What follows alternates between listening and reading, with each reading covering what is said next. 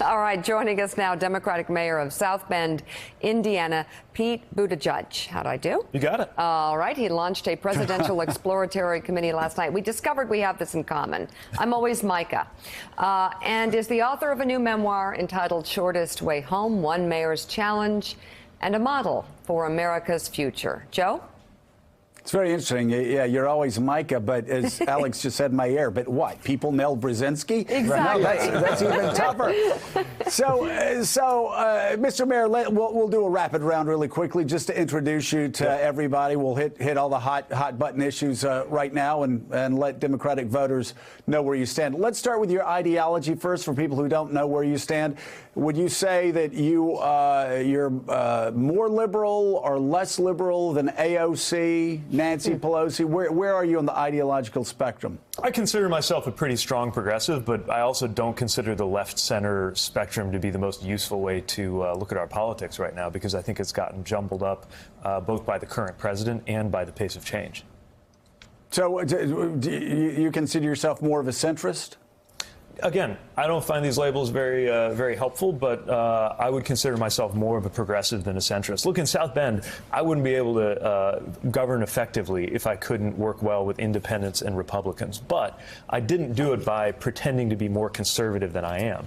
I actually don't believe that the best way to reach independence today is through ideological centrism. I mean, mathematically, you look at the numbers in my county, and it's very clear that there are a lot of people who voted for Barack Obama, Donald Trump, Mike Pence, and me, which indicates that voters, especially voters in the heartland where I come from, don't necessarily make their decisions by just lining everybody up on an ideological spectrum and then looking for the dot that's closest to where they are. But yeah, push come to shove, in terms of my orientation, I'm going to come at most of these policy questions from a progressive angle. All right. Okay. Go ahead, Joe. Well, I just wanted to ask also, Donald Trump's been pushing, as have Republicans, has been pushing the line that Democrats want to turn America into a socialist country. Yeah. Do you think moving towards socialism is a positive step for the Democratic Party? Do you think moving towards socialism is a positive step for the Democratic Party? I think it's a word in American politics that has basically lost all meaning. And that began when a conservative proposal, the Affordable Care Act, which was developed in the Heritage Foundation, began to be described as socialist by conservatives who were opposing it. Look, I know that for years socialism has been used as a kill switch to just stop an idea from being talked about. But I think if you're from my generation, the real interest is an idea good or not? And I think Democrats are going to be willing to talk about ideas that somebody might try to demolish by claiming they're socialist, but we don't care whether it reads to some conservatives as more socialist or not. We care about whether it works. So does capitalism work? Does American capitalism work? Yeah, American capitalism is the most productive economic force known to man, but we also know that it can create massive inequality, and frankly, it can destroy itself if you don't have, as one law school puts it, the wise constraints that make people free, right? I think there's a generation of people who grew up at a time when you had communism and socialism on one side, you had democracy and capitalism on the other. I think today we're negotiating the tensions between democracy and capitalism. I'm committed to democracy. And the biggest thing we have to ask ourselves is, if there is a tension between them, do you care about capitalism more than about democracy? Or do you care about democracy more than you care about capitalism?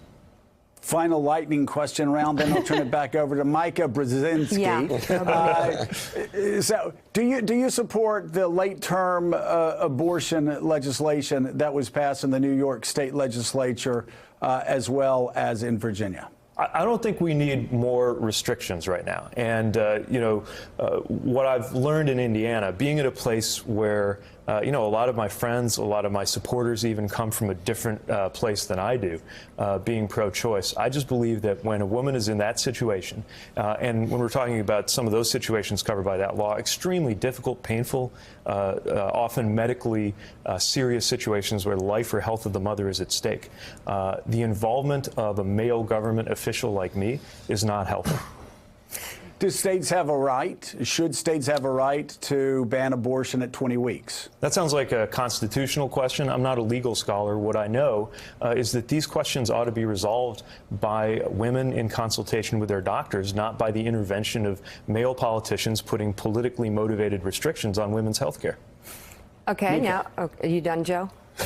You done? I am Micah. Yeah, Micah here. Okay, so let's talk by the way, he's got a very calming presence. Yeah, Pete.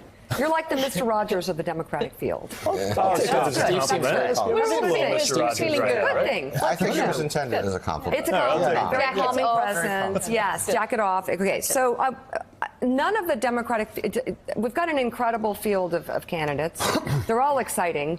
Nobody screams foreign policy expert to me.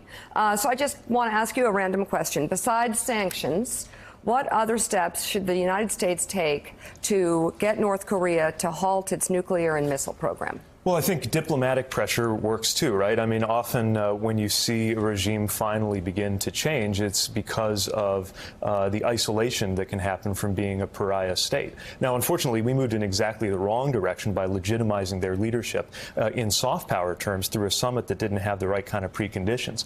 And so that, getting that back on the right track, coupled with sanctions, I mean, sanctions belong in our national security portfolio, I think is going to be a lot more effective than holding a summit, weirdly declaring that the nuclear threat is not a problem anymore, and then being embarrassingly contradicted by your own intelligence chiefs in front of Congress.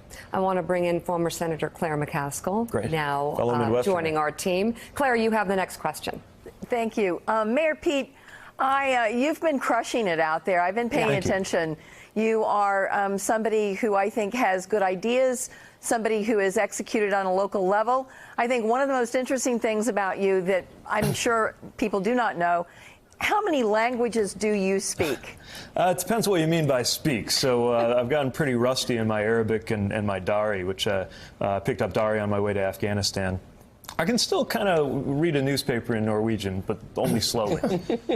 Wow. So you have, and you speak Spanish, you are someone who clearly has been interested in learning more and being intellectually curious. And how important do you think that is for a president of the United States? Yeah, I think curiosity is a really important quality for leadership, being motivated to understand, to peel back the layers, to see the story behind the story. And it frightens me that we have such an incurious president right now. I don't think he's inclined to ask questions. Obviously, he doesn't read a lot. To me, I mean, how could you be in that office and not want to use the fact that, you could have lunch with the NASA director and then an hour later be talking with the intelligence experts on any country in the world to better understand how to do your job, but also better understand the world that you live in. And by the way, one of America's great qualities is we've always been a curious country. It's part of what American innovation and entrepreneurship is built on. So South Bend, Indiana has a population of about 100,000 people. What do you tell an American who is skeptical about handing you the keys to the government, making you the commander-in-chief, the chief executive of the United States, when you right now... Lemire, the bar is kind of low. Come on. Yeah. Right now, when you govern a city that has the population not even a quarter of Staten Island. Yeah, that question is fair game, but here's how I would answer it. I would say that a mayor of a city at any level has the kind of executive experience that is most relevant to that job. When you're a mayor, especially in a strong mayor system like ours, where we don't have a city manager, for example, you get the call. And it could be anything from a economic development puzzle about a multi-million-dollar deal in an industrial park to deciding whether to activate the emergency operations center for a weather emergency, or an officer-involved shooting with racial tension where you've got to hold a community together. I would argue that work, being mayor of a city of any size, is arguably more relevant. And I don't mean any disrespect to Senator McCaskill's former colleagues doing good things in Washington right now, but you have very senior members of the Senate or the Congress, which I get is a more traditional path to be in this conversation, who may have never managed more than 100 people in their lives.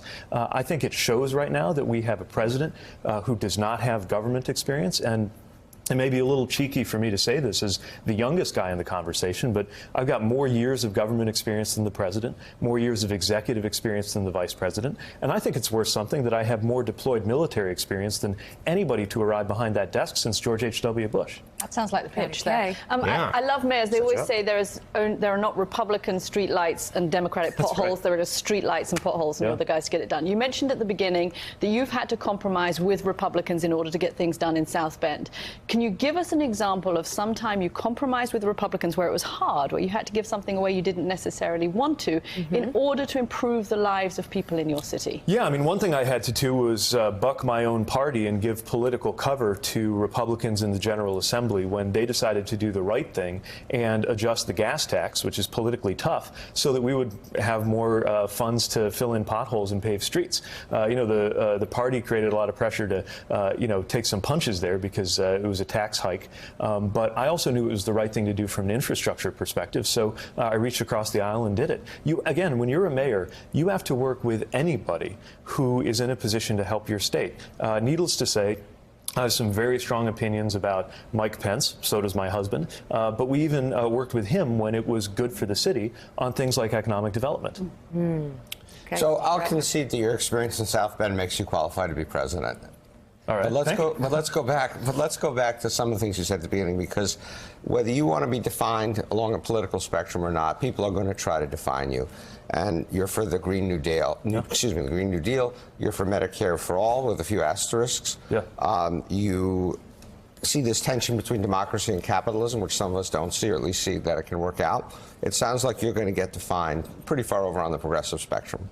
Look, I think what we have to decide is, are we going to keep being defined by where these fence posts are, or are we going to do what the right very successfully did over the last 40 years and redefine them? Medicare for All is a great example. Again, ACA, which was a conservative proposal, came to be caricatured as left-wing by a very disciplined right-wing message machine, right? What is Medicare for All? It's a compromise. I mean, in the UK, you got national health care. That would be the left-wing, the true left-wing position. The true right-wing position is free for all corporate. And the compromise position is a single-payer system where you have private doctors but a public payer. We've got to stop allowing the right to move the goalposts and characterize the entire center of the debate. Respectfully, it's not the right that's moving at the moment. It's the Democrats. The Democrats are looking at all. We have 15 candidates who are trying to figure out. Yeah. And so naturally, it's not surprising, and I don't think it's wrong that we try to figure out where people line up on all these important issues. Well, absolutely. And you seem to line up closer to the left side of the page than the right side of the page within the Democratic Party. That's all. Yeah, I guess what I'm saying is the page Are you making itself that has sound shifted. dirty, Steve? No, I wasn't trying to. Okay, I'm saying it so accusingly. But go ahead. Where do you stand? There's this cycle that we're in the middle of, but there's also the bigger project of making sure that the center of gravity of American politics is actually lined up with the center of gravity of the American people. I mean, today, on the anniversary of the Parkland shooting, for example, you got something like universal background checks that command support from 80, maybe 90% of the American people, something that most Republicans, most gun owners are on board with. And yet, if you looked in Congress, you would think that was a left-wing position. Right. So, we've got to acknowledge that the right did a masterful job over the last 40 years of being willing, even if it meant losing in the short term, to pull the entire center of gravity of the American political spectrum further right than where most American people already are. Most Americans get that everybody ought to have health care. Most Americans get that wages are too low, and we got to do something about that. And I don't think it's a crazy left-wing idea that we ought to have a sense of urgency, a sense of emergency even, as somebody who's thinking about what the world's going to look like in 2054 when I get to the current age of the current president, that we got to do something about climate change that acknowledges it as an emergency that really is, in its destructive power, on par with something like the Great Depression or World War II. So, of course, we got to have something on the scale of a Green New Deal. That's not left-wingism, that's pragmatism. Well, it's great to have you on, Mayor Pete Buttigieg. Thank you very much. The book, Shortest Way Home, One Mayor's Challenge and a Model for America's Future, is out now. Good luck to you. Thank you. Come back. Claire McCaskill, thank you as well. You bet. Great to see you. Still ahead, it's been nearly a year since former FBI Director Andrew McCabe was fired. Now he's speaking out about his time leading the Bureau and the meeting that inspired him to investigate the president. That's next on Morning Joe. Thanks for checking out MSNBC on YouTube, and make sure you subscribe to stay up to date on the day's biggest stories. And you can click on any of the videos around us to watch more from Morning Joe and MSNBC. Thanks so much for watching.